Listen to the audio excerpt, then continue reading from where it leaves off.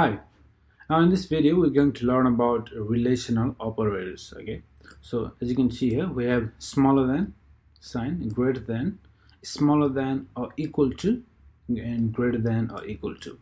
So we can use these operators to compare two values. Okay, so let's see them in action. Let me create a variable result equals to, let's say 10 is smaller than 20. The answer is obvious. So log result, we should see true. Yep, it's true. Okay, so 10 is smaller than 20, it's true, obvious. Now let's try another one. 10 is greater than 20.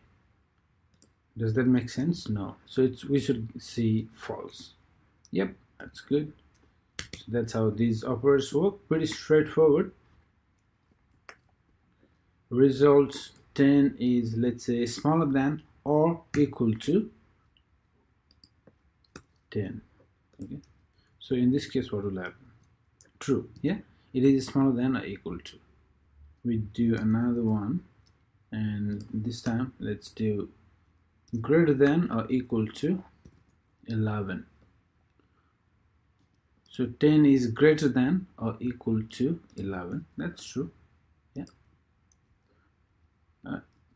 10 is 10 is greater than. It's not greater than, but it's not even equal to. I don't know what I was talking about. Okay. So 10 is greater than or equal to, no. So it's okay. So that's how we use these operators. Okay. Now, one thing to understand, just like with any other operators we've been working on lately, these operators, they also do the conversion behind the scenes. Okay, so they will perform a numeric comparison. So if there are numbers, it's obvious, it's easy, they will do the numeric comparison. But what if two values are string?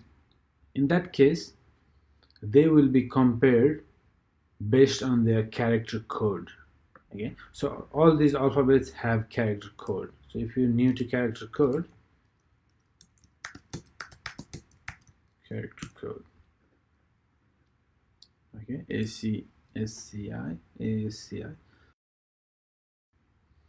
and as you can see, all these letters have their corresponding character code. Okay, so A has the character code of 65, B has 66, so on. So if the comparison is between strings, their character code, based on the character code, the comparison will happen. So let's give it a try. Let's say variable result equals to, let's say brick is smaller than alphabet.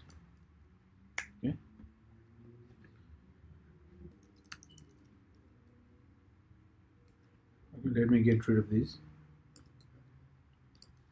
Okay, so brick is smaller than alphabet. So what do you think will happen here? Let's see. True. Brick is smaller than small a. Let's see why it's true.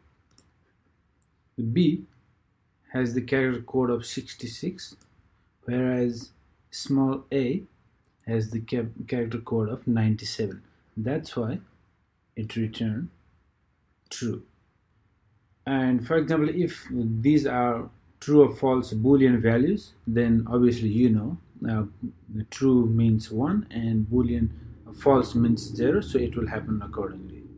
If it is object, then the value of or toString method will be called, and then the value will be compared accordingly, just like happened here.